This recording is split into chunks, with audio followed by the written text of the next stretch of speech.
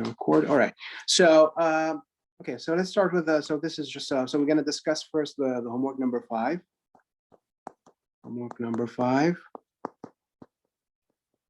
So I'm going to discuss a problem very similar to the problem 1. Okay, so problem 1. So problem one, it's about graphing polynomial functions. So yeah, so I'm going to do some very similar example, not exactly the same, of course. I won't solve the problem of the homework. So I'm going to do something very, very similar. So let's say f of x, and let's say you have x cubed minus x squared, and then let's say minus 4x plus 4. Okay. Actually, I think we did this example last week. All right, Thursday, not Thursday, but probably Wednesday last week. Anyway, so first you have to factor and find the x-intercept and their multiplicities, right? So I'm gonna I'm gonna try to find factor and find the x-intercepts.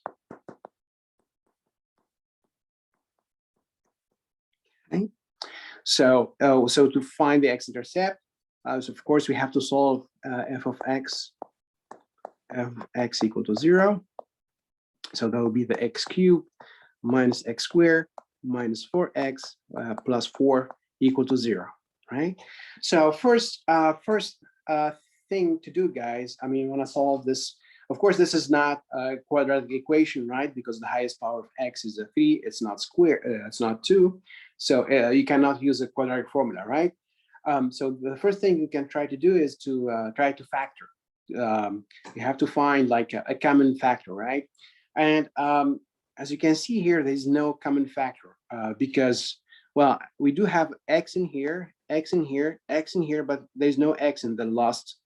As you can see in the last term, that's a constant 4. So there's no x there. So x is not common factor. Okay, so there's no common factor. Okay, so if there's no common factor, the other thing you can try is partial factoring. So try partial factoring. Okay. So partial factoring means I'm going to try to find like not a common factor for the whole expression, but just like split like the equation into, let's say, 2 parts and try to factorize each part, right? So for example, here I guess the obvious thing to do is to split this like into like this part here, which is x cubed minus x squared, and as you can see, there's a x as a common factor, and the second part, this one here, minus 4x plus 4, you can see there's a 4 is a common factor, right? So let's factor out first that the x cubed minus x squared. Well, x is a common factor, but we can do better than x. Actually, x squared, it's a common factor, right? So I can factor out x squared times, right? So to get x cubed, I need to multiply my x squared by x, right? So that's why we have x here inside the parentheses, because x squared times x will be x cubed. Then there's this minus, so I'm going to keep the minus, right? And then if you factor out this x squared, well, you can actually multiply this x squared by 1. So this is like 1 times x squared. So if you pull out the x squared, then you are left with 1, right? So it's like, so it's x minus 1 here, right? And then, well, there's minus 4x plus 4. So you can, as I said, 4 would be common factor here, right? So this is, here's 4 here, and there's a 4. So I'm gonna put minus 4. So I'm gonna factor out minus 4, okay, parentheses, times. Now, minus 4x, so I need to multiply my minus 4 by x, right? But then there is this plus 4, okay? This is a plus 4, and here we have minus, right? So you need to multiply this minus 4 by actually minus 1 to get the plus 4, right? So it's like it's in this negative times this negative, that will be this plus here, okay? So, so equal to 0, of course. Okay, so I'm not done with the factorization here, guys, because I mean this is not like a complete factorization of my expression, right? Complete factorization will be like one factor times another factor, right? Like it's like when you write like for numbers, when you say 15 is 5 times 3, that's like a factorization of 15, like 5 times 3. So you need like the product of 2 factors. But here my expression is not the product of two factors. Well, here I have like a partial, this is partial factoring. It's not like a complete factorization, right? This is partial factoring here. This is partial factoring, so it's not complete factorization, right? Because we have this minus here, so it's not like I have I have like a product of 2 factors. It's a subtraction. There's a subtraction between like these 2 terms, right? So I'm not done with the factorization. So the next step, as you can see, now we have like a new common factor, which is x minus 1, right? So this is, as you can see, this x minus 1 here is like a new common factor. So I'm gonna factor out this x minus 1 times. Now, if you pull out this x minus 1, then you are left with x squared here in the first term. So times x squared in the first term, right? And if you pull out this x minus 1, there is, as you can see, there is minus 4 left, right? This negative minus 4, right? So here, this is actually minus 4, right? Equal to 0. Now, this is a complete factorization. I mean, this is so I wrote my expression like as a product of 2 factors, right? Now I have a product of 2 factors. Like I have this x, I have this like x minus 1 times this x squared minus 4, right? So now it's like I have a multiplication, right? I have a product of 2 factors. Yeah, equal to 0. So a product of 2 factors equal to 0, then yes, one of the factors must be 0. So either the x minus 1 is 0. So one of the factors is 0. So either the x minus 1 is 0. So then x would be equal to 1, right? Or the x squared minus 4 is 0. Okay, then x squared would be positive 4. And actually, guys, as you can see, this x squared minus 4, this is like a squared minus b squared, right? The b would be 2, right? It's like x squared minus 2 squared. And a squared minus b squared, that would be a minus b, right? Times a plus b. So this x minus 4 is actually, you can write it like x minus 2 times x plus 2. Okay. But anyway, so when you solve this, x squared equal to 4, because this is even power, when you take the square root, you're gonna need the plus or minus, right? So then your x is positive 2 or plus 2, square root of 4, that's plus 2. So it's positive 2, or x is minus the square root of 4, and so that will be minus or negative 2. Okay. So that's how we find the x-intercept here. their multiplicity is, well, the multiplicity is just like the the power of your factor. So like x minus 1. So as you can see here, x minus 1 gave me this solution x equal to 1, right? And this x minus 1, this is actually power 1. Okay, it's x minus 1 to the power 1. So actually x equal to 1, it's just a one-time solution of this equation. Okay, it's just one time because it's a power 1 here, x minus 1 power 1. So x equal to 1, it's just one-time solution. Okay, so then the multiplicity of x equal to 1, it's 1. Okay, so the multiplicity of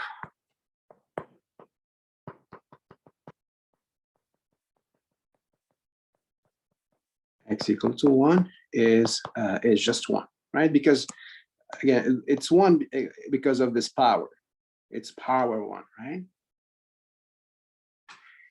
And then for the plus 2 and minus 2, as you can see, guys, here, minus 2 plus 2, both, they have the same power. Both of them, they're just power 1, right? You have x minus 2 to the power 1, x plus 2 to the power 1. So same thing for positive and negative 2. Both, their multiplicity is again, it's just 1 because as you can see, their factor, it's with the power 1. So the same thing for positive 2 and negative 2. So the multiplicity of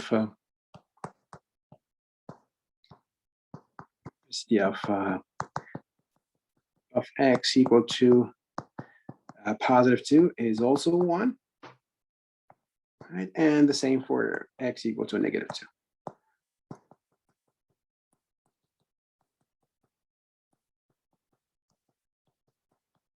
It's also 1. Right?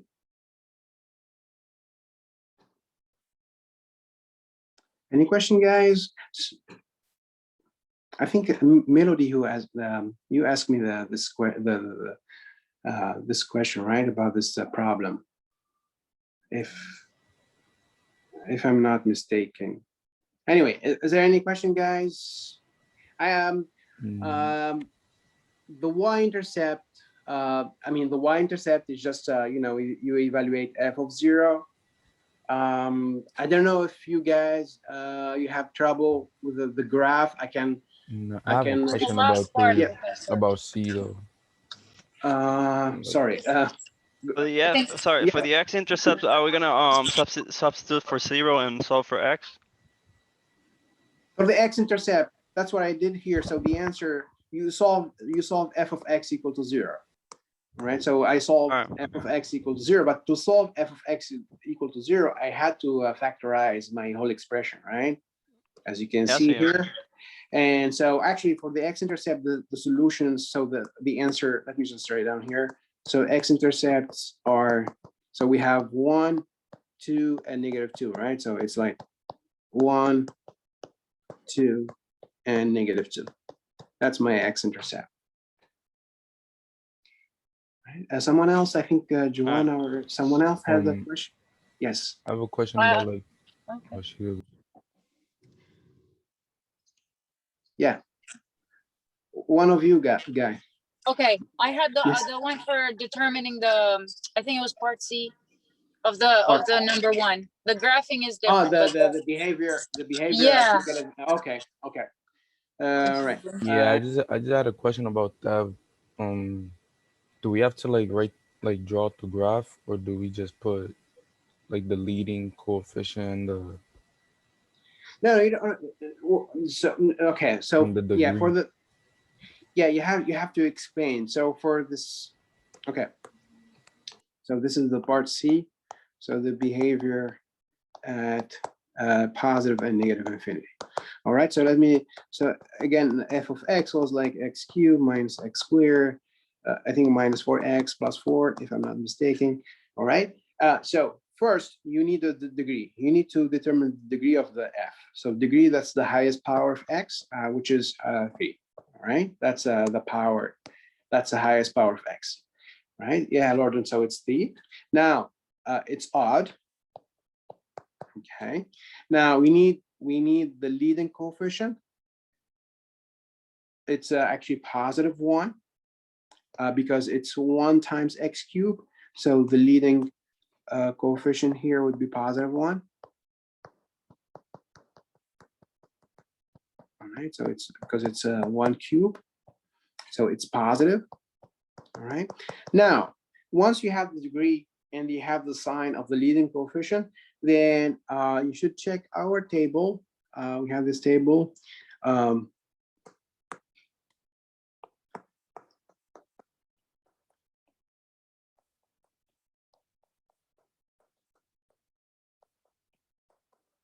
So in our table, we have like 4 cases. Okay, so it's like, so we have 2 columns and 2 rows. So in the columns, so we have like degree even. Second column, it's a degree, the degree is odd. The first row, the leading coefficient is positive, and the second row, the leading coefficient is negative. Okay. And then the corresponding graph would, the corresponding behavior at infinity would be like, so even and positive. So the behavior at infinity would be like this here. Degree even and leading coefficient negative. This is the behavior at infinity. Odd and positive. This would be the behavior at infinity, and finally odd and negative, this would be the behavior at infinity. So you guys, like here, I know that my degree is odd. I know my leading coefficient is positive. So odd and positive, so that will be the first row, second column, right? So you see this is, Professor, yes, so this would be the answer. could you repeat that part again? Because that's what I'm confused. For example, you told the 3 because it's odd. Yeah, the 3 number, I mean, the number 3 is odd, right? Uh-huh. So we take the Degree- highest power. Yeah, degree, that's the highest power, of course. You take the Okay. highest power. This is the highest power, of course. Okay, perfect. And that's Mhm. how we need to graph it and give it the answer, right, Professor? I mean, this is behavior at infinity. That's not the graph. No, So the yes. behavior Oh was yeah, like- you mean the No, answer No, for yeah, this? but to explain yeah. to you, Oh yeah. we need to for- do for- this. Yeah. So for this one, the answer, your answer should be like, you can just write down like the answer would be like this. You can just say like this. and we have That's the to. answer. That would be the answer. Oh, that's the answer. Excuse me? For example, for our answer, we have to put that part like. You don't have to put it, no, you don't have to put the table. I mean, this is just for you guys to remind you our table. But I mean, from the table, you get your answer, right? So you don't have to write down again the table. This is just for you. Just I'm trying to explain how I got this answer. And the leading coefficient, positive 1? Yeah, it's positive because it's positive 1, so it's positive number, right? Yes. So, but So then you check. Mhm. where you got the number 1? The one, it's because that's the coefficient of x cubed. You see, it's a x cubed. It's 1 times x cubed. 1, it's the coefficient of x cubed. It's like the number in front of x cubed. That's Okay. that's a leading coefficient. It's just you take the number. If I had like 2x cubed, then the leading coefficient would be 2. If you have like -2, then the leading coefficient would be -2. Right, but here it's just x cubed, but x cubed, it's like 1 times x cubed, right? So that's why my leading coefficient is 1. So it's positive. I'm confused. Wait, you said that if we have 9, we can put 9 because is the one that we put? Yeah, I mean, if you had like 9 x cubed, then yes, the leading coefficient would be 9. If you had 9, you mean 9 here, right? Oh, I understand that part now. Okay. Thank So you. yeah, so it's just because it's just x cubed, but x cubed it's like 1 times x cubed. So then the leading coefficient is positive 1. That's how I got the 1. Okay, and our answer, we have to do the graph or no? Yeah, I mean, this is your answer. This is supposed to be your answer. Okay, Or the other option, I mean, either you, either this would be your answer, or the other possible way to answer is just to say, well, you try to explain like this graph. So for example, here in this graph, when x goes to positive infinity, so here's my x. and This for is my example, positive. Yes. if we go like the 3 odd and the negative, we select the first graph, right? Yes. Yes. Depends on, yeah. It depends on the degree, if it's odd, even, or and depends also on the sign of the leading coefficient. Yes. The leading coefficient. Yes. As you can, yeah, because in my case, in this example, my leading coefficient is positive and my degree is odd. That's why the answer is like the first row, second column. That's because in my example, degree is odd and leading coefficient is positive.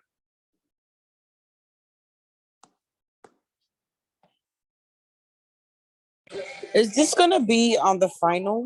Oh yeah, of course. So if you're, are we gonna have to draw up this graph during the final? Yes. Yeah, absolutely. Yeah. No. I'm talking about the way that you have it right now with the positive and negative. Oh, like this, you're talking about this, the table here? Yeah. No, Or no, do you no, want no, to? Do you want us just to give a description? No. So yeah, just a description. I mean, you see the table here. I'm just trying to explain how I got the answer. But in the test or the homework, you can just this would be just your answer here. Okay, thank you. Okay. And okay, let me just explain the graph, guys, very quickly. Let me just explain the graph. So for the graph, is there any other question, guys, before I move to the graph?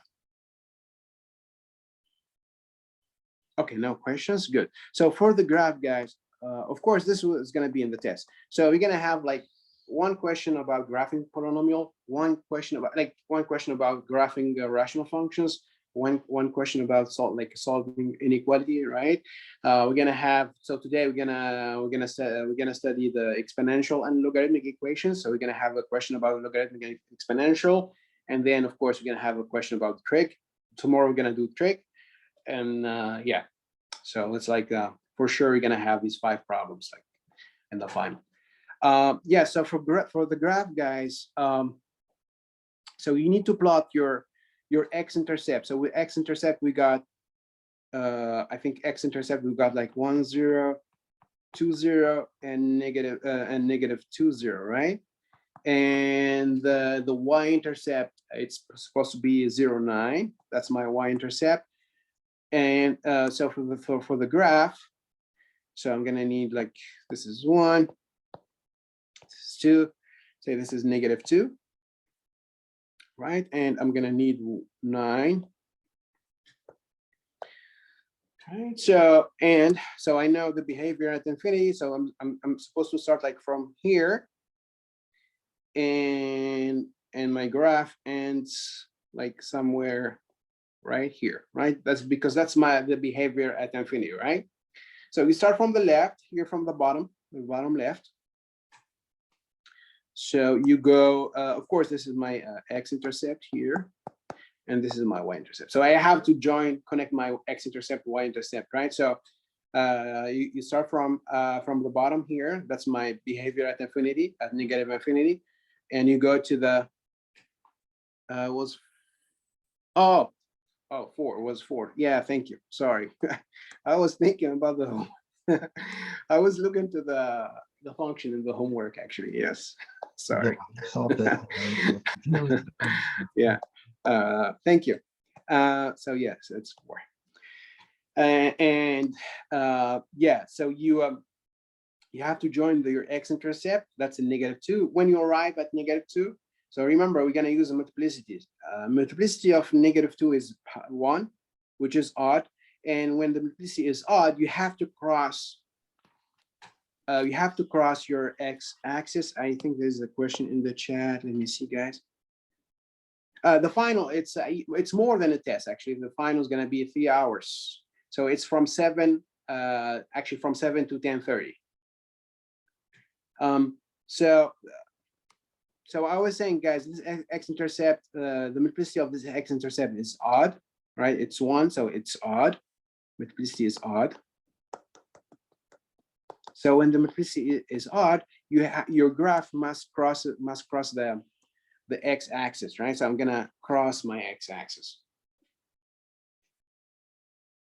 And then next point to join is the +4. So I'm gonna go to +4. That's my y-intercept. Next point is the +1. That's another x-intercept. And the same here for this x-intercept. Actually, for all of them, the multiplicity is equal to 1. So multiplicity is odd for all of them. Multiplicity is odd.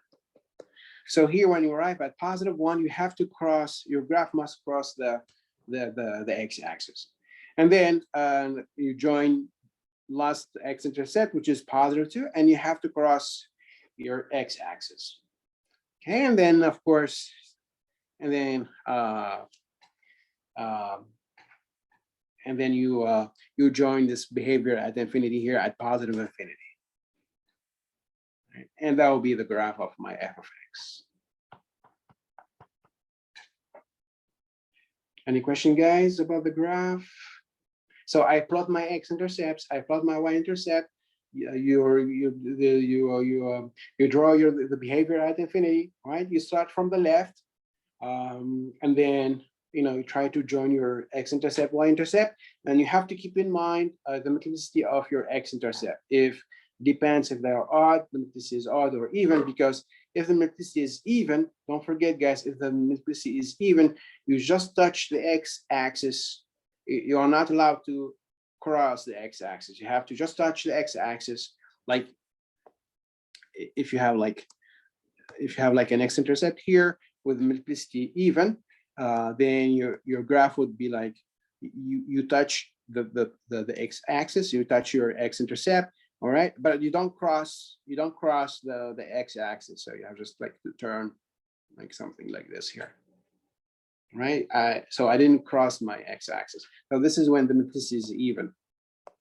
So this is even multiplicity,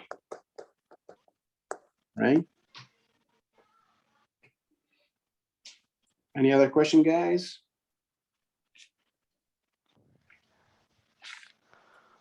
All right. So now let's move to the rational functions. We're gonna do two more examples. I did just one example on Friday. So I'm gonna do one more example and then I'll give you an exercise and then we can move to the log and exponential. All right, so rational functions. Rational functions. Okay. Just to remind you very quickly, the definition of a rational function. So it's a rational function is a function of the form. So a rational function f of x is a function of the form. So it's a quotient of two polynomials, right? So f of x is p of x over q of x. So where p and q are polynomials. P and q are polynomials. Okay, and as I said, so I tried to explain on Friday. So we are interested, of course, in the graph of rational functions, and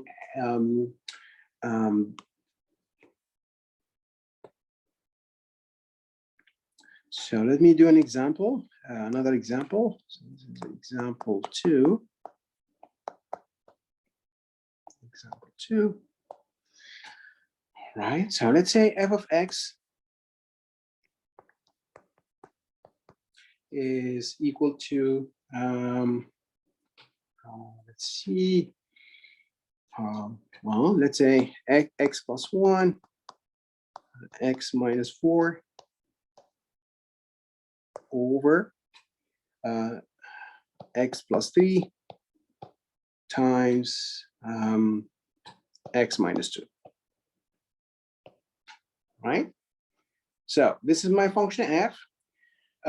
It's a rational function because so the numerator it's actually a polynomial. So this is your like p of x, and the denominator that's your q of x, right? So first question, guys, would be, so this is like in the homework, right? So in the homework problem 4, let's see, problem 4 and 5, right? So you have to find, of course, as usual, you have to find like the x-intercept, the y-intercept, all right? And then the new thing is this is a horizontal and a vertical asymptotes, right? They're gonna help us to, graph the rational function, right? So let's start with the, so this is like, so this is like problem 4 and 5 in homework number 5. So let's say we'll start with the x-intercept, right? So number 1 here, let's find the x-intercept.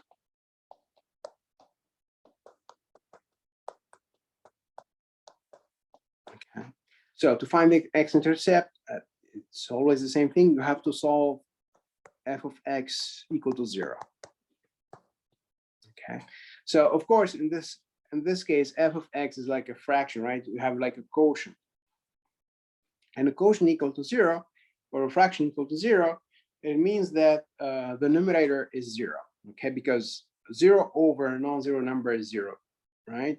And we don't care about the denominator because actually we're not allowed to divide by 0, okay? So whenever you have like a fraction equal to 0, it means that the numerator, so we have to solve the top or the numerator equal to 0.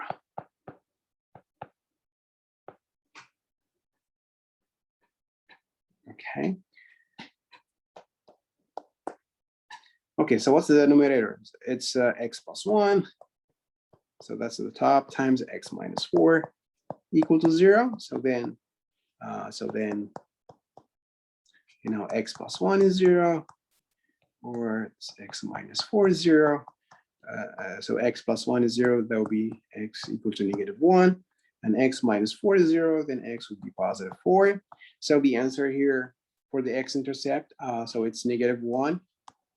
So what you need to keep in mind, guys, so for these rational functions, whenever you want to find the x-intercept, just solve the numerator equal to 0.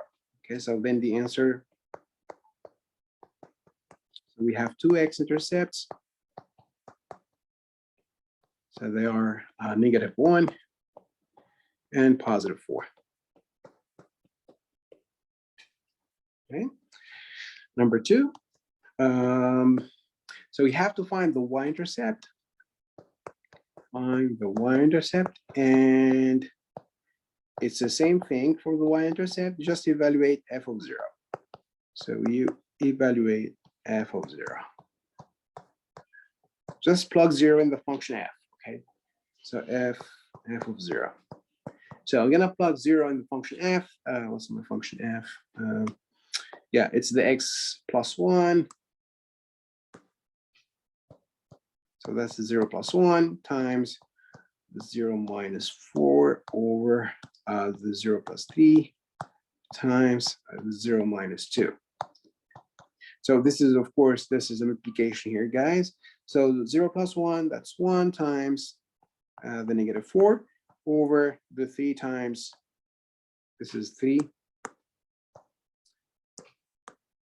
The 3 times the -2. So then the answer would be like, so the top would be like -4. So f of 0.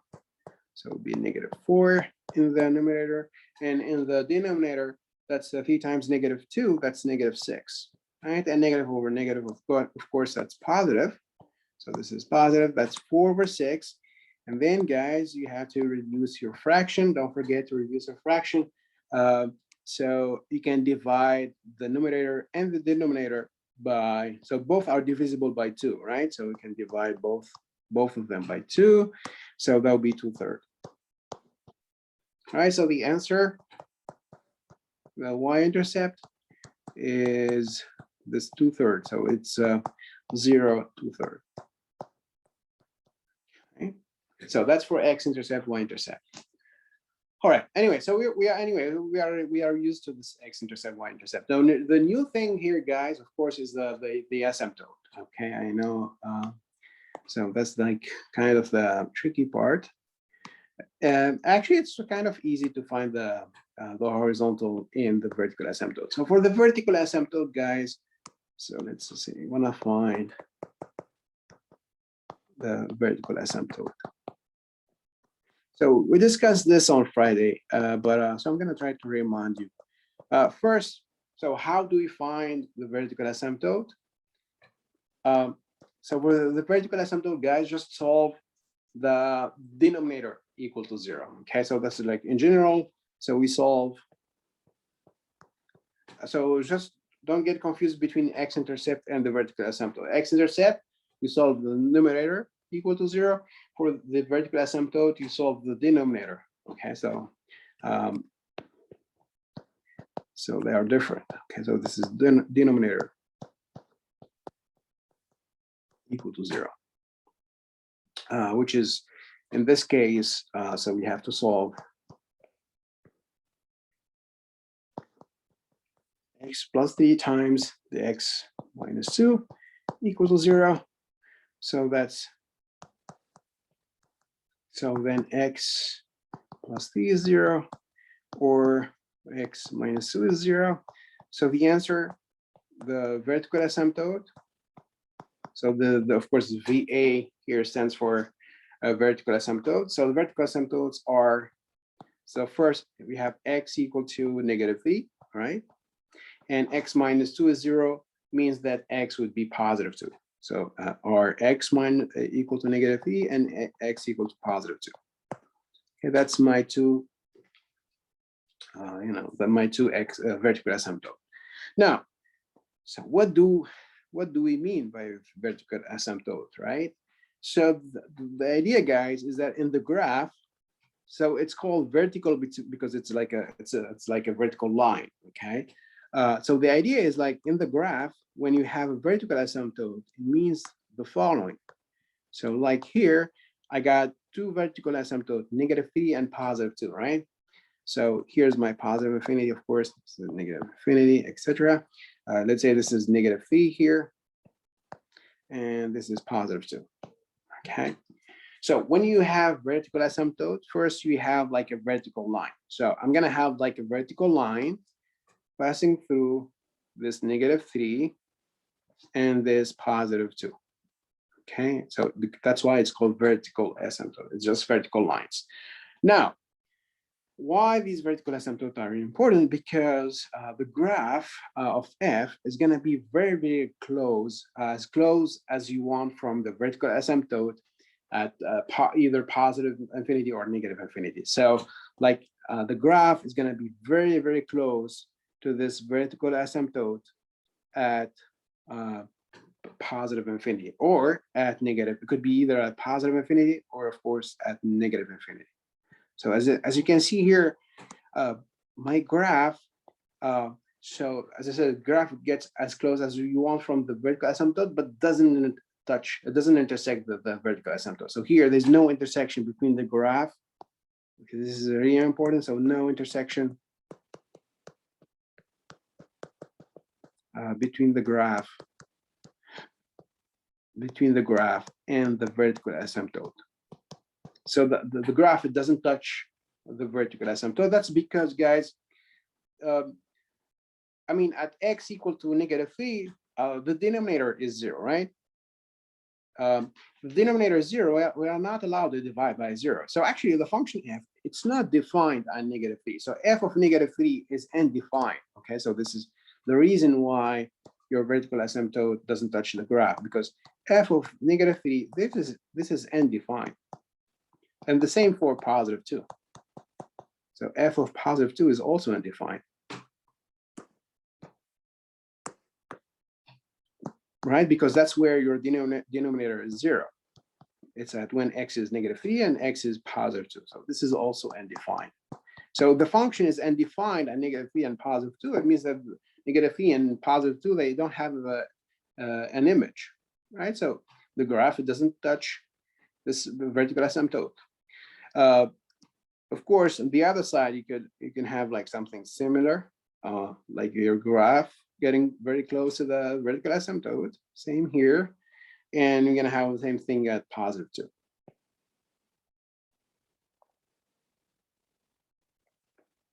Okay. Again, no intersection between the graph. So graph as close as you want from the vertical asymptote, but there will be no intersection, right? So that's what we mean by vertical asymptote. Do you have to put those lines for the answer on both sides? The lines, you mean the vertical, The blue one? red one, the red one. No, the red, that's my graph. That's like just this is my graph. This is supposed to be like f of x. So what I'm saying is like my function f of x, the graph of f of x is gonna be like, as you can see here, is gonna be like very, very close to the vertical asymptote, right? It doesn't touch the vertical asymptote, but very close. Do you have to draw it for the final answer? Oh yeah, because the goal of this thing here is to graph the function f, right? So we're gonna use these informations, later to graph the function f. Yeah, so we're gonna use them later. Yeah, I'm gonna show you later like how to use this to graph the function f. But anyway, so for the answer, this should be your answer. Here, I'm trying just to explain, right? This is the idea. So I'm just trying to explain, right? Like this is just I'm trying to clarify this vertical asymptote thing, right? But your answer, so whenever you want to find vertical asymptote, it's just like here. This is the answer. All right. Any other question, guys? Okay, good. Now, so that's for the vertical asymptote. And as I said, we're going to use this later to graph the function f. Next thing we need is the horizontal asymptote. So number 4, we need to find horizontal asymptote. Well, I mean, as you can guess, it's the same thing like vertical asymptote, but this would be like a horizontal line, right? So find the horizontal asymptote. Now, how do we find the horizontal asymptote?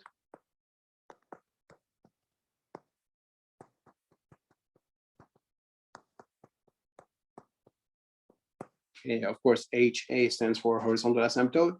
Well, yes, Joel, in this case, it would be the ratio of the leading coefficient. But let me just remind you guys, this is just to remind you. I mean, if you missed the lecture on Friday, just to remind you. So first, so what you need to do, guys, is to compare the degree of P to the degree of Q. So we're gonna have like 3 different cases. So if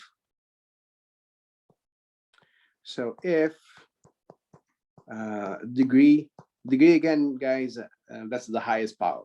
So degree of P is larger than degree of Q. Okay, then, well, this is actually good news. Then there is no horizontal asymptote. Okay. Well, you may ask, why is that?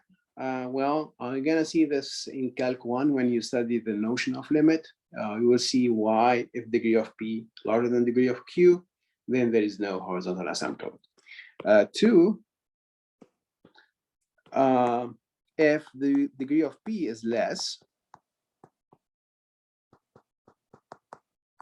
than the degree of Q, then there is a horizontal asymptote. There is a horizontal asymptote. Then actually y equals to 0 is the horizontal asymptote.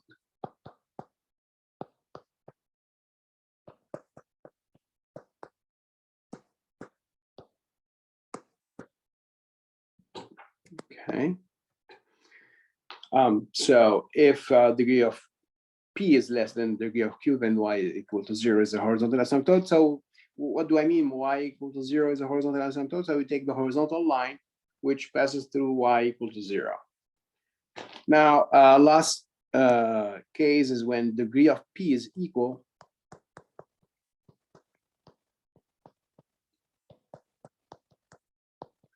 to the degree of Q, then y equal to leading coefficient of P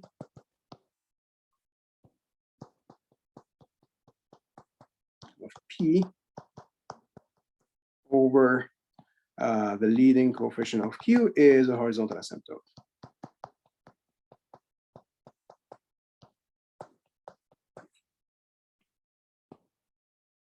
So this is a horizontal asymptote. All right. So this is, again, guys, just to remind you what we discussed on Friday. Okay, now how do we answer the question, right? So so we need to find degree of P, degree of Q, and then just to compare the degrees, right? So so my function f, of course, is where's my function f here? So it's x plus 1. So let me write down again here, f of x.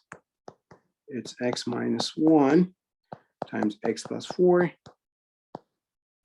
over, I think, x minus 3. Nope. I think it's x plus 3. Yes. It's actually x plus 1. Sorry. So it's x plus 1. So this is actually x plus 1. This is x plus 3 times, I think, x minus 4 here, and this is x minus 2. All right, so P is the numerator and Q is the denominator. So my question now for you guys, what we need to compare the degrees, right? Degree of P and degree of Q. So what will be the degree of P here, P of x? What's the highest power of x in 1? P? Nope, it's not 1. Higher, So you say higher power of the highest It's power of 2. x. 2, yes, because it's 2 because it's a kind of like a trap here, because you know we have like x plus 1 times x minus 4, but when you distribute, so we're gonna have like x times x, that would be x squared, x times minus 4, that's like minus 4x, plus x, like, and then like minus 4, something like this, right? That's my P actually. This is a factorization of P, but my P of x is this polynomial here, right? And as you can see, the highest power of x here would be 2, not 1, right? So yeah, just be careful. You have to, you have to distribute, like if you have a product of factors, you have to distribute, and to check the highest power of x. So degree of P is 2, and degree of P of x is 2. Same thing for Q. The idea is the same. I mean, Q, it's x plus 3 times x minus 2. But if we distribute, that will be like x squared, sorry, minus 2x plus 3x, and then like minus 6 or something, right? That's actually my Q of x. Now, the highest power of x would be also 2. So the degree of Q is also 2.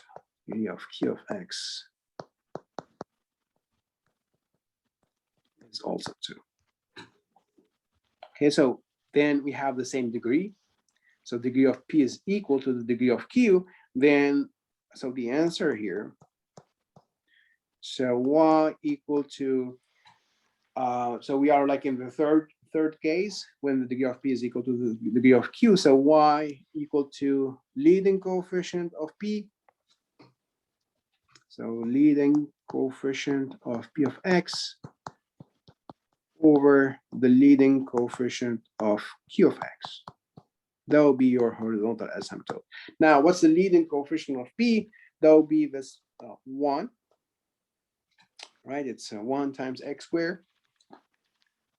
So it's 1 over, same thing here for q, it's 1 times x squared.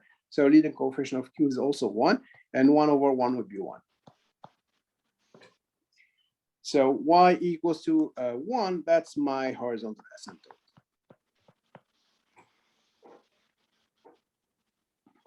Okay, guys, so yeah, just make sure you have the right degree of p, the degree of q, and then you compare them to find the degree, the horizontal asymptote. All right, so once you got the horizontal asymptote, so now we can try, well, before the graph, because next you need to graph the function f, but let me explain again why this horizontal asymptote is useful, okay? So why this is useful, so why the horizontal asymptote, why it's useful. Well, so when you graph your function f, so our horizontal asymptote is y equals to 1, right? So this is my y-axis. Of course, here I have like negative infinity, positive infinity. So this is my y-axis. Somewhere here we have 1. So my, well, it's a horizontal asymptote. So it's going to be a horizontal line, right? And it passes through, so y equals to 1. So this is my horizontal asymptote.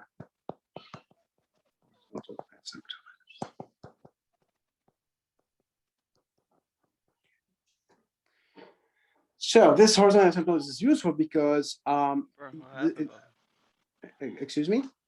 Sorry about that. No problem. So this is useful because, so you can use this, to, describe your graph at negative infinity and positive infinity. So, your x is at negative infinity, your x is somewhere here at negative infinity or at positive infinity. So then, because this is a horizontal asymptote, then the graph is going to be the graph of f of x, again, is going to be very close. So this is the graph of f of x. So it's going to be very close to this horizontal asymptote, as close as you want, but again, it doesn't intersect, it doesn't touch the horizontal asymptote. So here, of course, there are like two possibilities here. Either the graph is like below the horizontal asymptote or above the horizontal asymptote, right? But as I said, here, there's no intersection between the graph and the horizontal asymptote. There's no intersection. So this is at negative infinity. You're going to have the same thing at positive infinity. So positive infinity, your graph of f of x is going to be either, of course, either below the horizontal asymptote or above the horizontal asymptote, right? Very close to the horizontal asymptote. But as I said, there will be no intersection. So here, no intersection.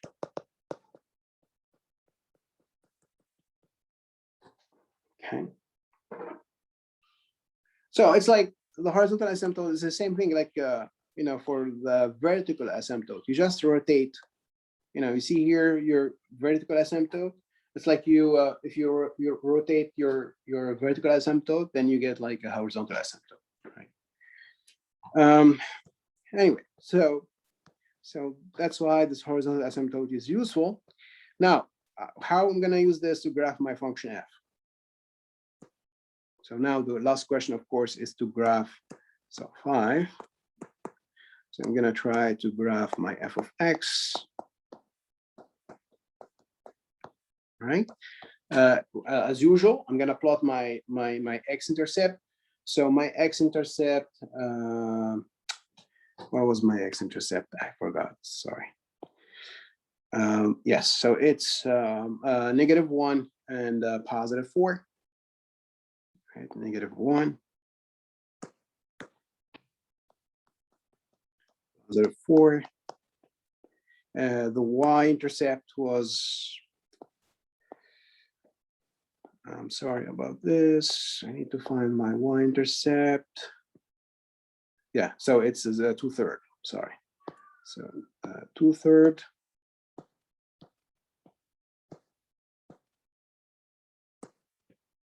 So this is 0 2/3. Vertical asymptote, we said it's x equal to -3 and +2. So vertical asymptote, x equal to -3 and x +2. And the horizontal asymptote, we said it's y equal to +1. All right. Now we're gonna use this, try to use this piece of informations to to graph my function f. So let's see how it goes. Right, so this is for negative infinity, this is positive infinity, this is positive, negative. I need to plot -1 somewhere. 4, so this is my 4, 2/3. I say this is 2/3. And vertical asymptote, I'm gonna need -3 and +2.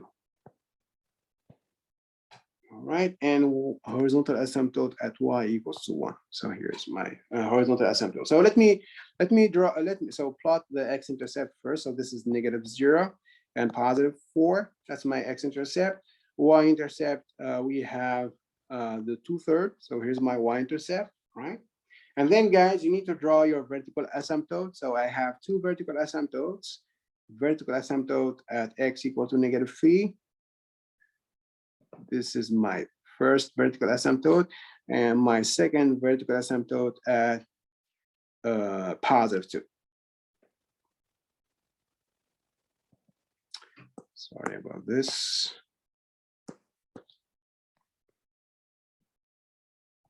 Right, and then there is a horizontal asymptote at y equals to 1. So here's y equals to 1. So I have this horizontal asymptote. All right, guys. So first, as I said, I mean, whenever you're going to graph a function, I mean, in general, you need to start from the left. Okay, you go from left to right. So I'm going to start from the left. When you start from the left, of course, it means you start at -infinity, right? You start at -infinity. That's your left. Now, at -infinity, as you can see, guys, because we have horizontal asymptote, then the graph should be, as you can see here, when I try to explain the horizontal asymptote, my graph should be as close as I want from the horizontal asymptote at -infinity and at +infinity. So here at -infinity, because I have this horizontal asymptote, so then my graph should be as close as I want. Okay, from the horizontal asymptote. But the thing here, the thing which is kind of not obvious, There's no. is that we have like two options here. I mean, your graph could be, below the horizontal asymptote, but it could be also like above the horizontal asymptote. So you could have like something like this here. Right, and then you have to decide which one is the correct one. Okay. Is it above? Top one. And the top one, and the reason? Because there is no intercept in yeah. the x. Yeah. Axis. Yes, Stole very my good. answer. Yes, very good, guys. Let me see. Sorry about that. Joel, okay. Very good, absolutely. So, all right. Let's say, so I don't actually, let's say we don't know the answer yet, right? I have these two options. Okay, so next thing to do, guys, I mean, when you go from left to right, next thing you have to do is, well, there's this vertical asymptote at -3, right? And because I have this vertical asymptote at -3, then my graph is going to be very close to this vertical asymptote. So at the positive infinity, of course, or at negative infinity. So here I have also like two options, right? One in the top, one in the bottom. As you can see, my graph is close, but the thing is, you know, the graph close at infinity to the vertical asymptote, you're gonna have like two options. Now I have like two possibilities here, guys. So either I'm gonna have like a graph in the top here. So I'm gonna join like, you know, so I'm gonna join this here, this vertical asymptote here in the top, or I can go all the way down here and join my vertical asymptote like in the bottom here. Okay, so which possibility, which option is, which graph is the correct one? Well, as Joel said, the one in the top. And the reason is because here in the bottom, as you can see, if you go all the way down, you're gonna have you're gonna intersect the x-axis, right? If you go down, you're gonna intersect the x-axis. But if you intersect the x-axis, it means that you have an x-intercept. That's like the definition of x-intercept. That's when the graph intersect the x-axis. But there is no x-intercept there. So we are not supposed to cross your x-axis there. Okay, so I'm not supposed to cross my x-axis there. So this is not the correct graph. So the other one, it would be the correct one. The one above the horizontal asymptote is the correct one. All right, so this is not the correct graph. So here's my graph.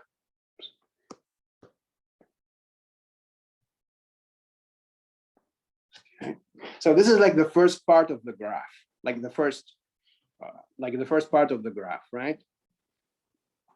Okay, next, so again, remember guys, f of -3, it's undefined, and f of +2 is undefined. So I'm not supposed to touch the vertical asymptote. Okay, so now after -3, well, it's still vertical asymptote. So I'm gonna start at -3 as vertical asymptote, and again, my graph is gonna be as close as I want from the vertical asymptote. But again, we're gonna have like two options. So either the graph is gonna be like your graph is gonna start like from the top here or down here. Okay. So we're gonna have like two possibilities here. All right. Joel, you said the bottom one. Why is that? So there's the intercept, I guess. yes, yes, absolutely, very good. So because if you start from the top, you know, so the start from the top. So next thing to do, guys, next thing in the graph here would be this x-intercept at -1. So I'm supposed to go to -1, right? So go to -1, and then the next thing would be to join the y-intercept here at 2/3, right? But as you can see, if you join your y-intercept, you're gonna intersect the x-axis here, somewhere here, right? But again, as Joel said, there's no x-intercept there, so I cannot really cross the x-axis there. So this is not the right thing to do. So so we need to start from the bottom.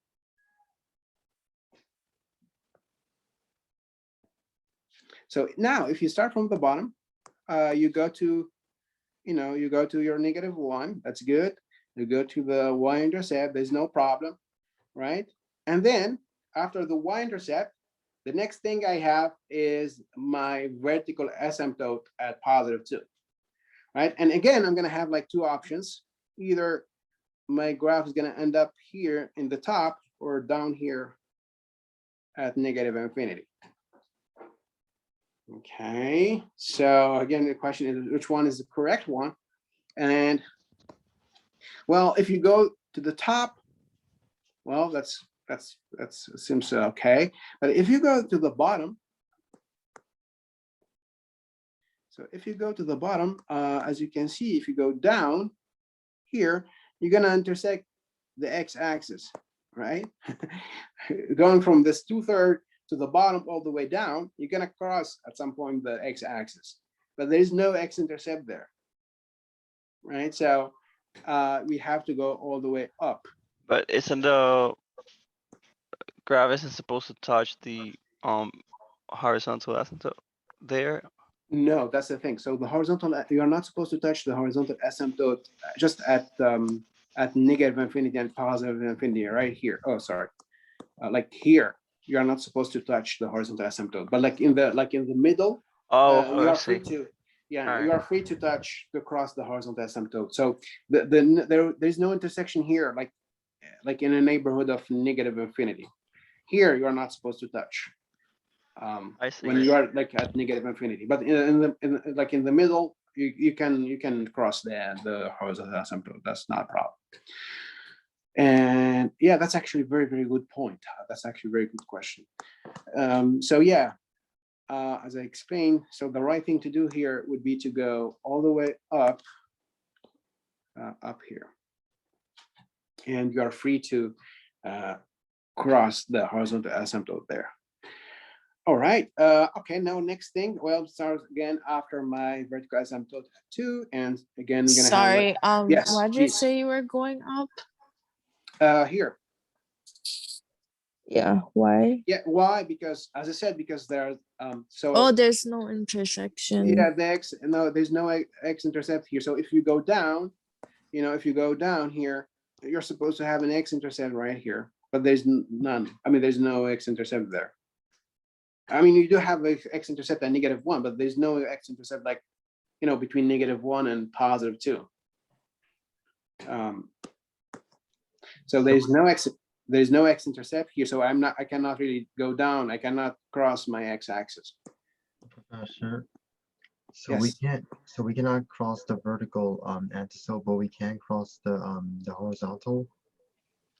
So yeah, You just did right there. See.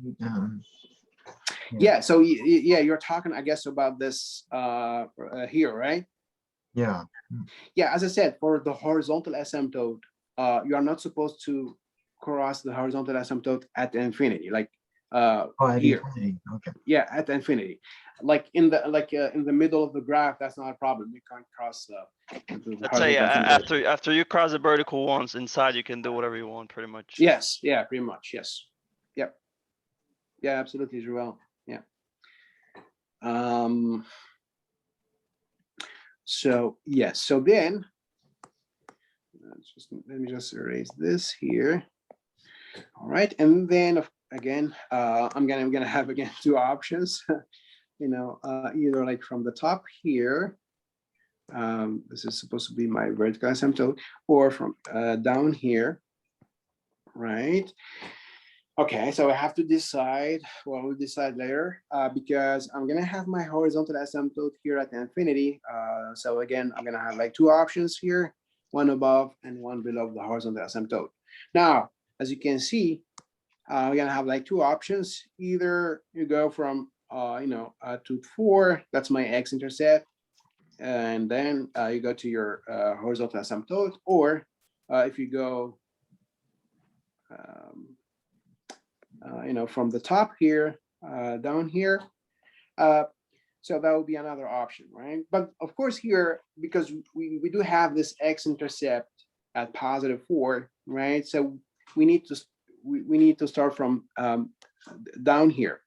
Okay, so then you start down here, and then you can go to your x-intercept at +4, and then join your horizontal asymptote. And even if you, if you start from the top here, like, and let me pick a different color. Let's say green. So if you start from top here and you go to your x-intercept at +4, but as you can see, then you're gonna come back here, and that's not possible again because of the x-intercept. There's no x-intercept. Okay. So yeah, so the correct graph would be the one below the horizontal asymptote. this one here. So this is like the third part of the graph. So as you can see, guys, so my graph, in this graph, I have like 3 parts. So, so this is my f of x, of course, this is also my f of x. So this is my f of x, and this is my f. Oh, there's nothing. Okay. Is there a question? Wait, Professor. Wait. So we don't draw the graph on the top, right? The one in the top? Yeah, top right. The top right here? Yes, we don't, because of course, I mean, otherwise it's not a function, you know, because you have to decide which one is correct, because you know, if you use like just like the vertical line test, you're not supposed to cross graph like at 2 different points anyway. So either the one in the top is correct, the correct one, or the one in the bottom. It's like you always have 2 options. Either you're gonna take the one in the top, or you're gonna take the one in the bottom. Okay, all right, yeah, all right, and okay, but we always have to graph the top left. No, it depends. It depends on the function. Depends. Okay. I think on I'm not sure, but for Friday we had something like in the bottom here left. Well, anyway, I'm gonna give you an exercise. I'm gonna try to give you something so like you will have like something different at you know, at the left So or on the right. let's say that there was no intercept on the bottom right. You could choose any side, like top or bottom would be the same. No, you can't. No. If there was no x-intercept, then you have to choose the one in the top, because if you choose the one in the bottom, it means you're gonna cross the x-axis. Oh, you're right, because it's on top. I see it. Yeah, Right. yeah, you're gonna cross the x-axis. Yeah, you're right. I see. The top I left. think, yeah, the top left again. It depends on the function. Here, it just Right. coincidence. It depends on the function. Okay. Yeah, but right. But yeah, That makes you're sense, right. If you had, yeah, if you had like an x-intercept like somewhere like here, right? Then the right thing to do, or the right thing to take here would be the one in the bottom. Okay. Okay. I think there's one more question in the chat. Oh, Okay, no, probably not. Joel, yeah, okay. Any other question, guys? So here's an exercise for you. And then so we can practice a little bit this exercise. So I'm going to take f of x, which is x times x plus 2 over, I say here it's x plus 6, for example, over x minus, let's say 3. All right. So please try to find, I mean, you know, as usual, x-intercept, y-intercept. So again, this is of course similar to the problems in the homework. Y-intercept, the vertical asymptote, the horizontal asymptote, and then please try to graph the function f. So this is 100% in the final. Okay, this is in the final for sure. I mean, not the same function, of course, but the same kind of exercise. So fine. All right, guys, let's say you have 10 minutes to think about this.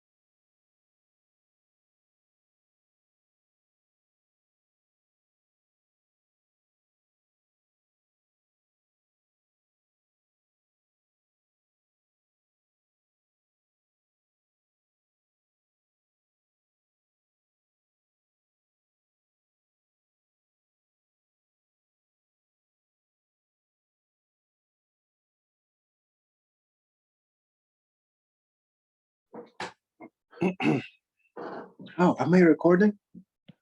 Oh, yes. Okay.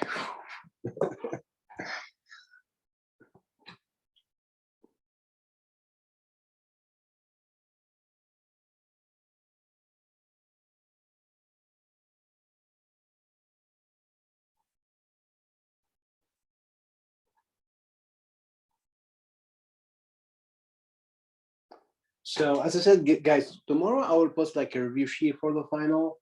Um,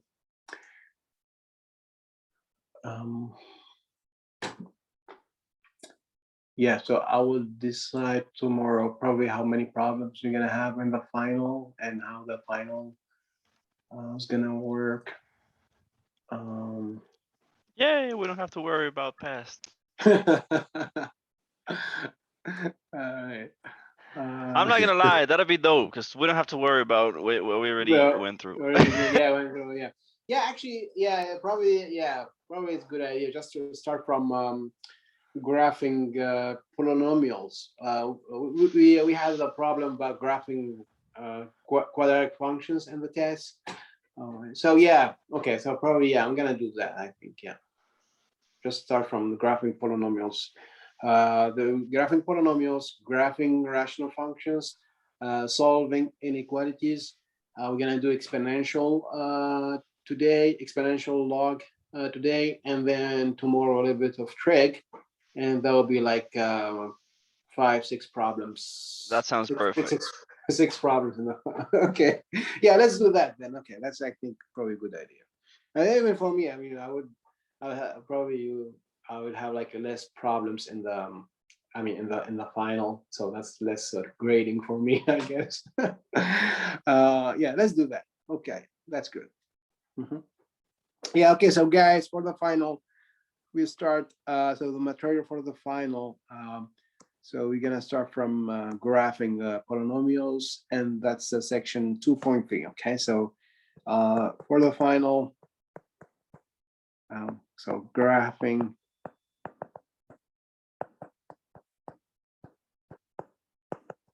polynomials, graphing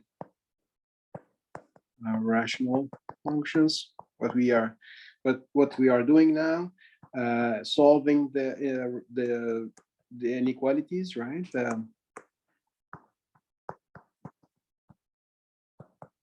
Sure, Yolanda, yeah. Solving inequalities, right? We're gonna do exponential and log equations today. So that'll be in the final, and a little bit of trig. Tomorrow, for sure, we're gonna do a little bit of trig. So yeah.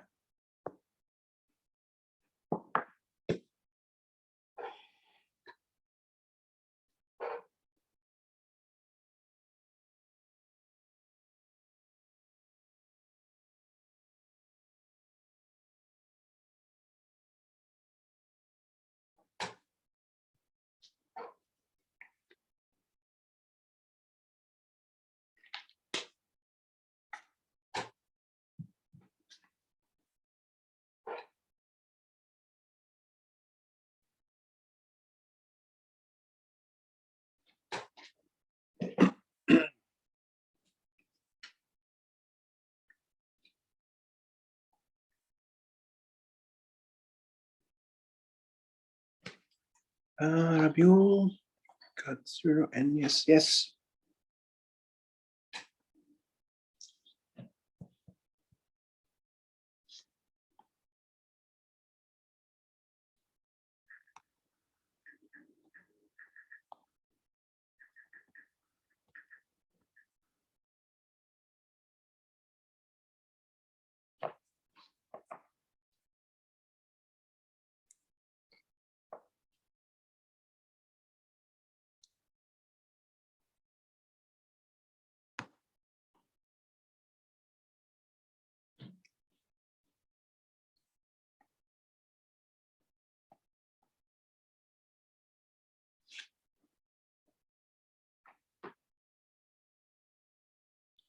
Is this a parabola?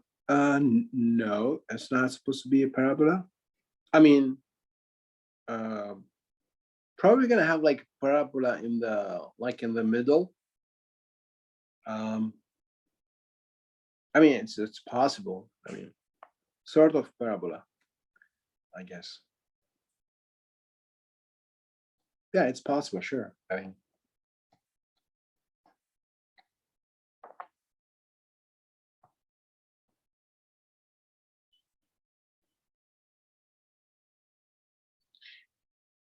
two points on the y-axis. What do you mean? You have like 2 points on the y-axis because you're supposed to have just y-intercept. That's one y-intercept.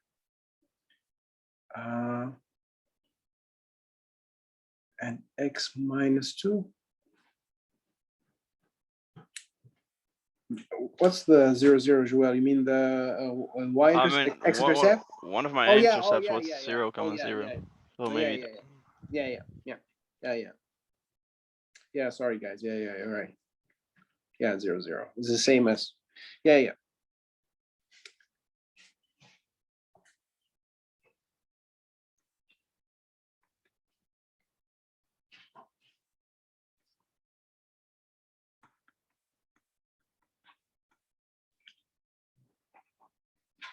Sorry, Rabiul, you told me 1 over.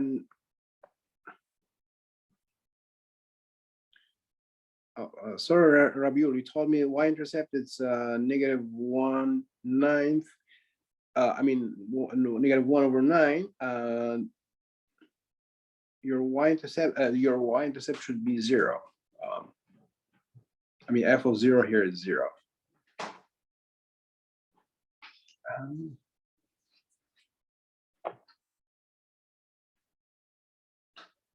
No. It's not. It's not the -1/9. It's actually 0. Yeah, if 0 is the numerator, then the whole thing is going to be 0. Yes, Lorden. Vertical asymptote at -6 and positive v. Yeah, absolutely. Yeah, Adrian, you're correct. 0, 0. Actually, I don't know. Yes, Lorden. Horizontal asymptote y equals 1 again. Yes.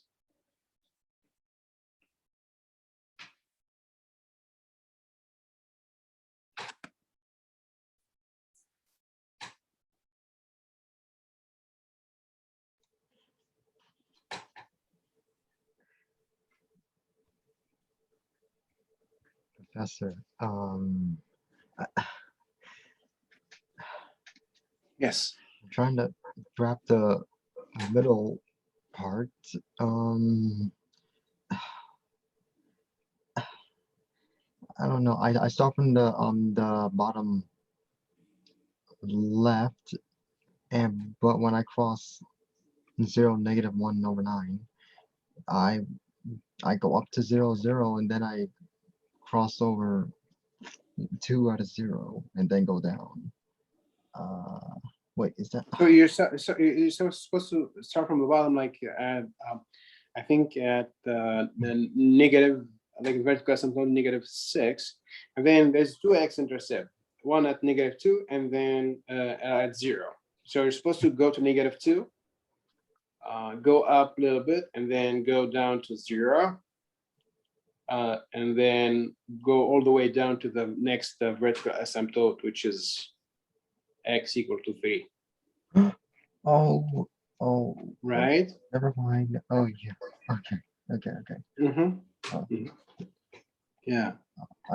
Sorry. All right, that was wrong. Yeah, the graph has 3 parts. Yeah, it's like for this kind of function, the graph has always like 3 parts. Yeah.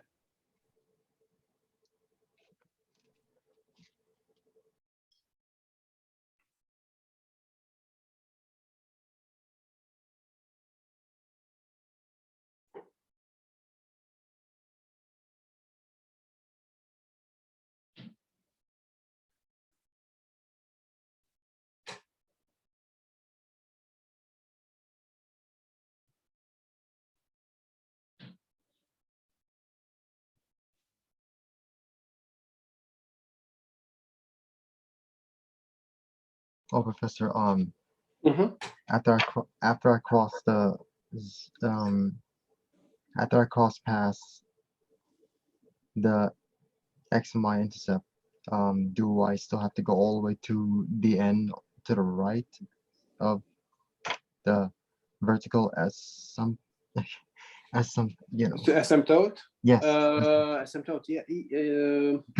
because my last point 0/-9 is at the y-axis. Do I just go straight down when I hit that, or do I go all the way to the Why? asymptote? Why do you have y-intercept -1/9? No, yeah, though I got no. My y-intercept is 0 and Oh, okay. -1/9. Right? No. No. What? No. There's only one. I mean, y-intercept. There's only one, which is 0. Wait. I don't know why you're. Oh wait, 0. Okay, never mind. Because if Fine. the numerator is 0, then the whole thing is 0.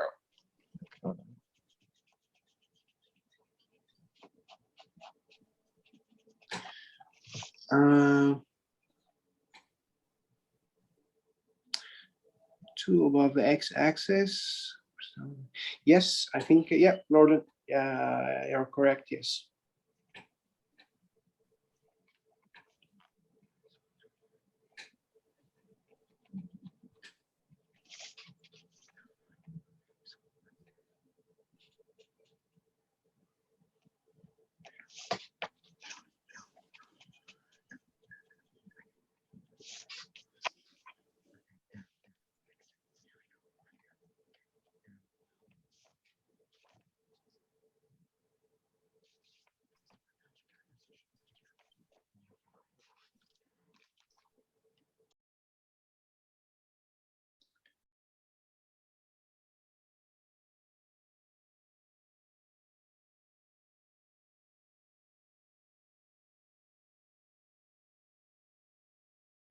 So after the break, so we are done now with this section, guys. So after the break, we're gonna start the exponential and log functions.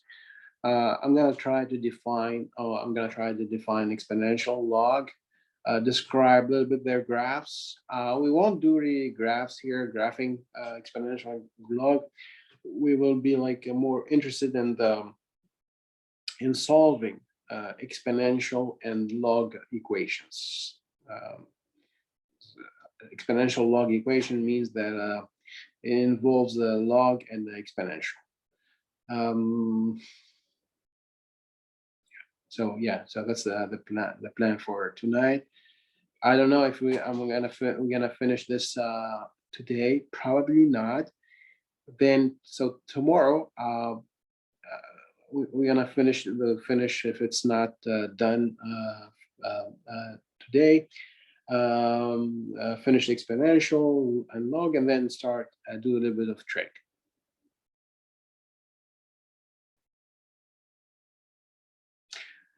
All right, guys. Does anyone need more time? Because I guess I want to solve this before go over this before the break.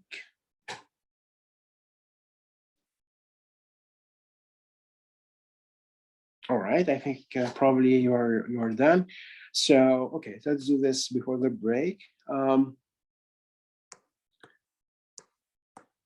So for number one, guys,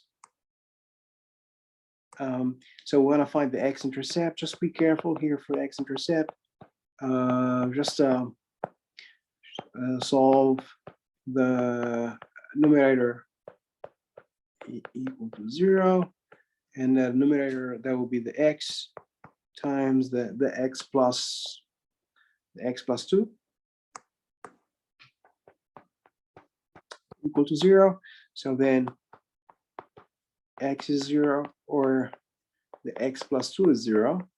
So the answer here for x-intercept, so x-intercept are 0 and -2. Oh, sorry. -2, 0.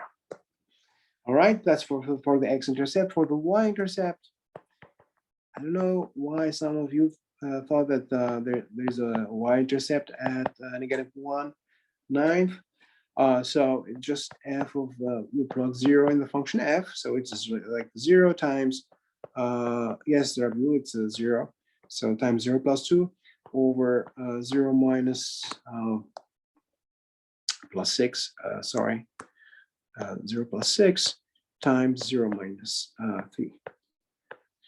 So that then f of 0 would be like 0 times 2 over 6 times -3. So the top is 0, the bottom is like -18, but the denominator doesn't matter. I mean, if it's not non-zero number, 0 over any non-zero number is 0.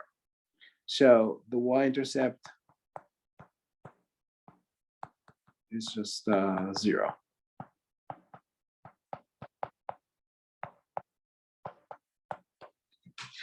Now, the vertical asymptote, number 3, the vertical asymptote. So for the vertical asymptote, you have to solve denominator.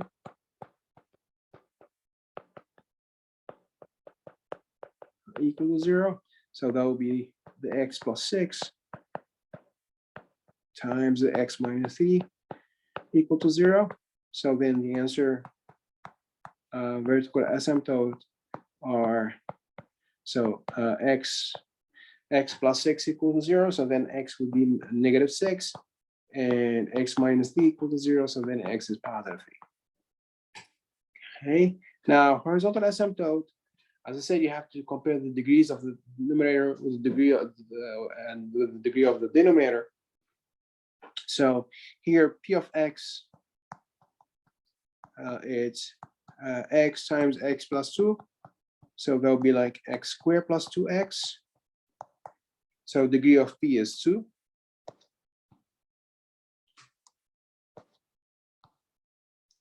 Right, and the same for q. So q, it's like x plus 6 times x minus 3, and that will be like x squared minus 3x plus 6x minus 18.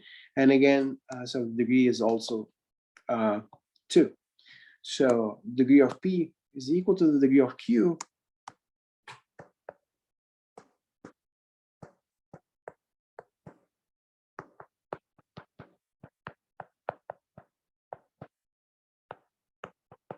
Is equal to 2. All right, so then your horizontal asymptote is y. So the leading coefficient of p, so that'll be 1, and over the leading coefficient of q, so it's also 1, so it's 1 over 1 is equal to 1. Right. All right, now we're gonna graph. So 5, the graph of f of x.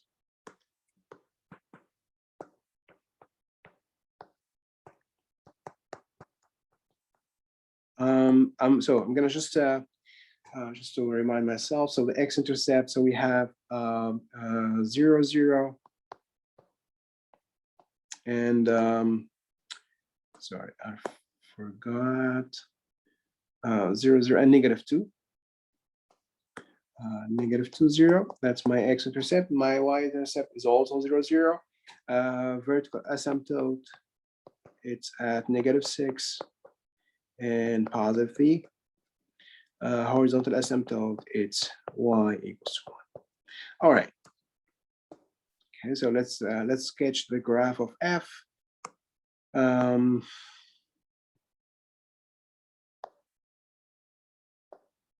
So this is negative, positive infinity, negative, positive infinity. So we're gonna need 0 for sure. Is my 0. We're gonna need -2. So -2 is, so let's say somewhere right here. And we're gonna need -6, actually. So here's my -6. And the other vertical asymptote is at +3. +3.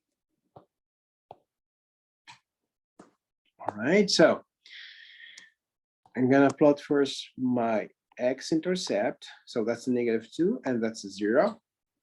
Okay, the y-intercept is the same as x-intercept, is 0, 0. Now I'm gonna draw my vertical asymptotes. So there's one at -6, and there's one at +3. Oh yeah, I'm gonna need, so here, horizontal asymptote, of course, passing through 1. So horizontal asymptote y equals to 1, right here.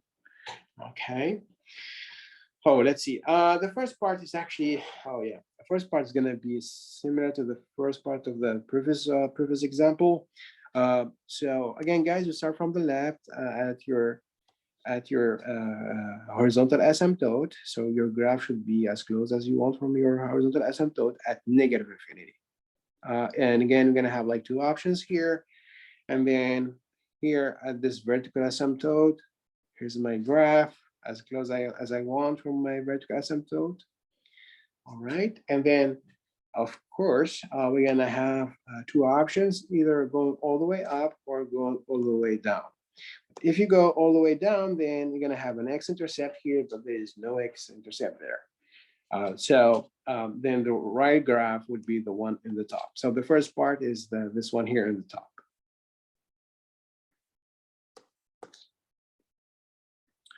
Next, I'm gonna start again at my vertical asymptote, which is -6. And again, we're gonna have like two options. Either it's at +infinity, like this here. Oops. Right. So either it's at +infinity, like this, or at -infinity, like this here. Okay.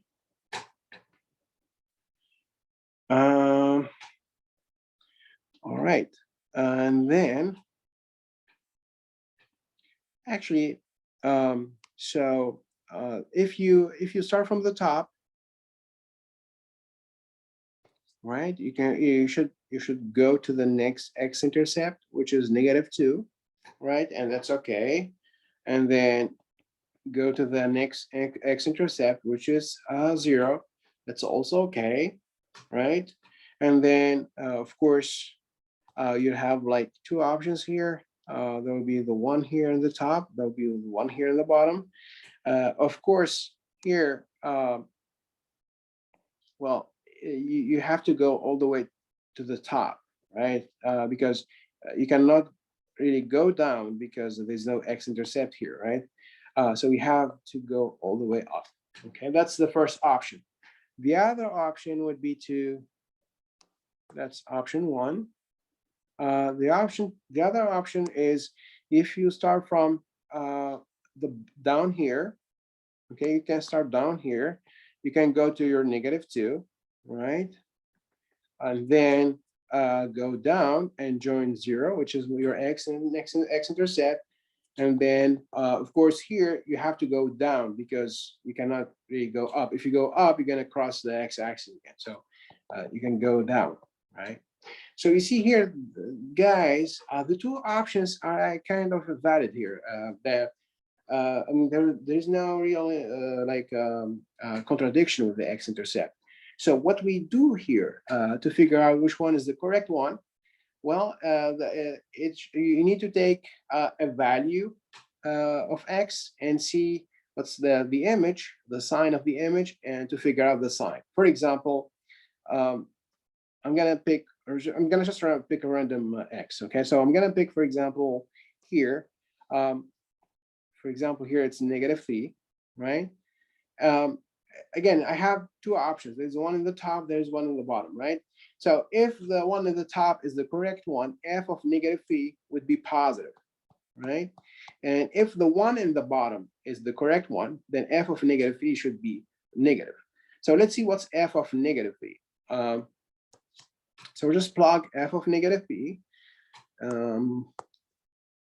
What's f of -3? Let's see. It's x, so it's -3. times, so it's x plus 2, I think. So it's negative 3 plus 2 over negative 3 plus, what was it? Plus, yeah, plus 6. So this is plus 6 times negative 3 minus 3, right? X minus 3, so negative 3 minus 3, right? So, and f of negative 3 gonna be, so that's negative 3 times negative 1. In the bottom, we have positive 3 times negative 3 times negative 3, that's negative 6. So it's positive 3 over negative 18. You know, it's negative 3 over 18, or it's actually f of negative 3. If you reduce your fraction, that's negative 1 over 6. Anyway, the point here is that f of negative 3 is negative, right? So you see here, I put this negative 3 between negative 6 and negative 2, and the image, the output is negative. So it cannot be, it's not positive. So the right graph would be the one in the bottom, not the one in the top, because in the one in the top means that the f of negative 3, it has to be, should be positive, but it's not, it's actually negative.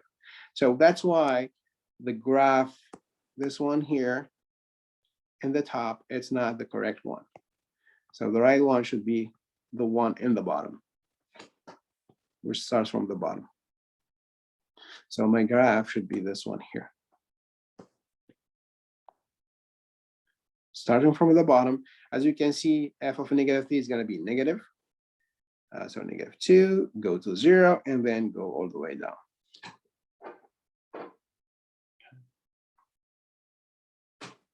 You can take another value. I mean, it doesn't have to be negative 3. You can take negative 4, negative 5, or you can take, you know, any other value, just to check, you know, which graph is the correct one.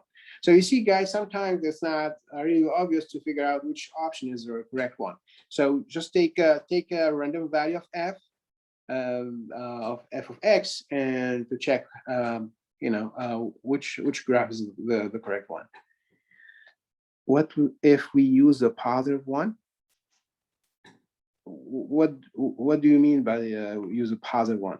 Well, f of 5. No, well, we don't care about f of 5, because, you know, my f of 5 would be like somewhere here, right, after 3. So you can use, for example, so you need to take something which is like between negative 6 and positive 3, right? So if you take, for example, here negative 1, oh, to check, for yeah, you can take somewhere else, but I mean, for this part, there are a lot of questions actually in the chat. Yeah, but I mean, for this part, for this second part, right, you need to take some x between, like between negative 6 and negative 3, right, between this negative 6 here and positive 3. Okay, just to figure out which graph is the correct one. Now, after that, of course, you can always take some value of function f to check if your graph is correct. You can always do that, right, at any part of the graph. I mean, so next, so next, of course, here, you can start from up here, or from down here, right? And then there's this horizontal asymptote, so you can have something right here, or above the horizontal asymptote. And so again, we're gonna have like two options, the one here on the top and the one here in the bottom. And of course here, the one in the bottom, it's not the correct one, because there's no x-intercept, right? So you don't need to take like some value of f. Because just because of this x-intercept thing, you know that the correct graph would be the one in the top. So this one here. But of course, guys, if you wanna double check, you can double check and take some value. Like you take f of 5 or f of 4 or f of 6, and to make sure that it's like a positive, or, you know, etc. If you want to double check, but you don't need to double check, because you know, because of the x-intercept, the graph in the top would be the correct one. All right. Any question, guys? All right, so then no questions. Okay, so it's time to take a break. Let's take a break 10 minutes and then I'll be back. All right. So I'm gonna stop, I guess, Professor, recording. can you please scroll up